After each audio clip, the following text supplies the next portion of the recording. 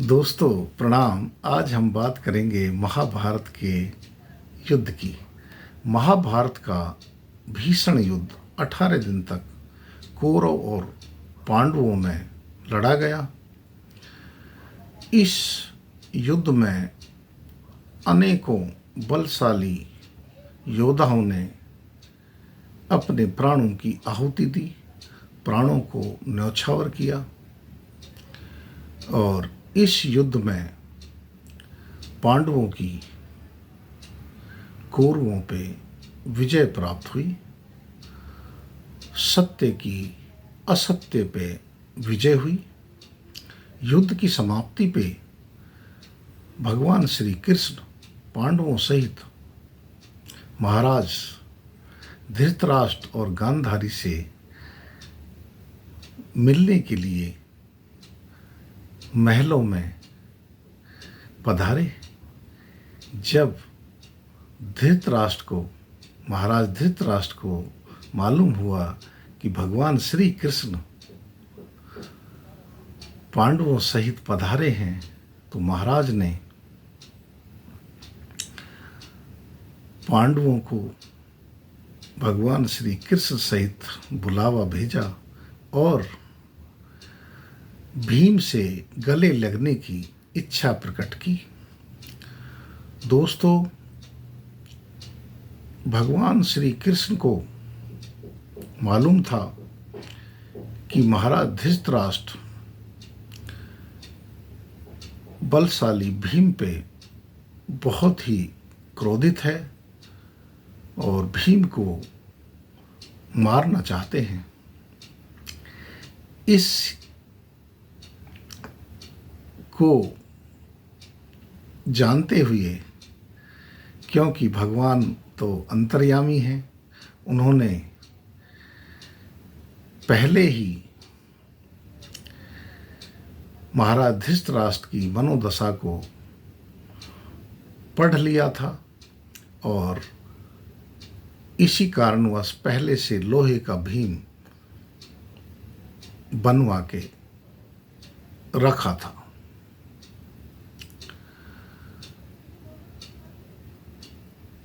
महाराज का गुस्सा भीम पे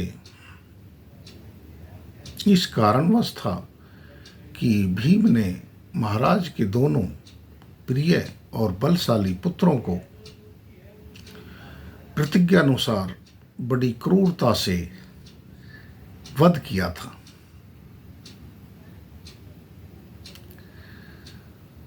तो कृष्ण भगवान ने लोहे की भीम की मूर्ति को महाराज के सामने रख दिया। महाराज ने आवेश में लोहे की भीम की मूर्ति को इतनी आवेश में दबाया कि लोहे का भीम की मूर्ति खंडित हो गई।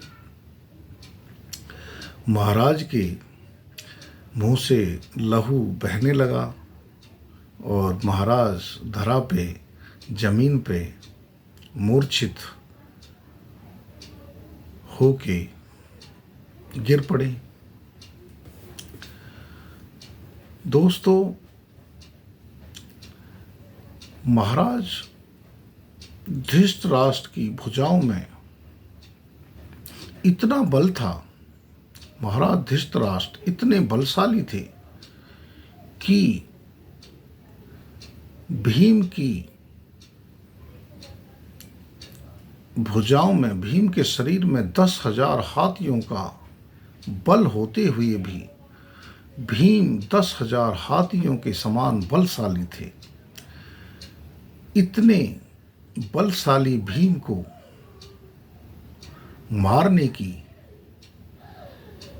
शक्ति महाराज धृतराष्ट्र के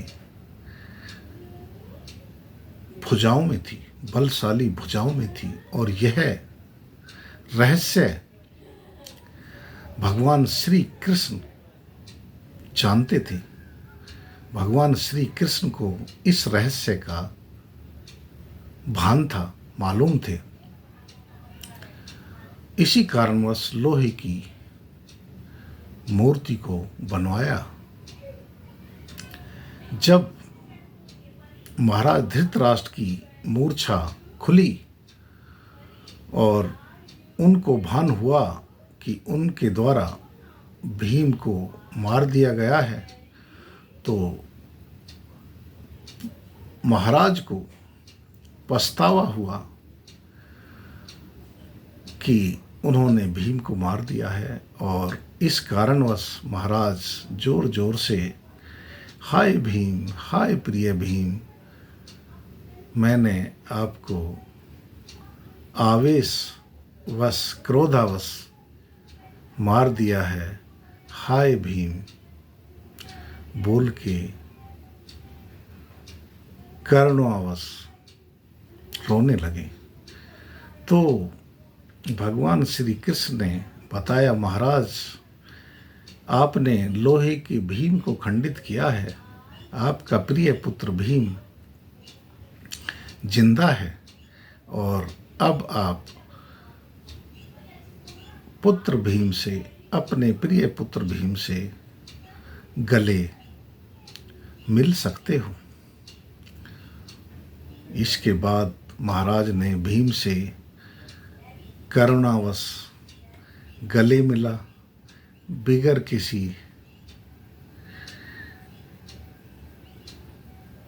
शिका के साथ, बिना किसी गिला शिकवे के महाराज भीम से गले मिले और उनको आशीर्वाद दिया। पांचों पांडवों से गले मिले, पांचों पांडवों को आशीर्वाद दिया और इस प्रकार भगवान श्री कृष्ण ने भीम को पांचों पांडवों में को जिंदा रखने की प्रतिज्ञा पूरी रखी और इस प्रकार भीम को पांचों पांडवों में से बचा लिया। जय श्री कृष्ण।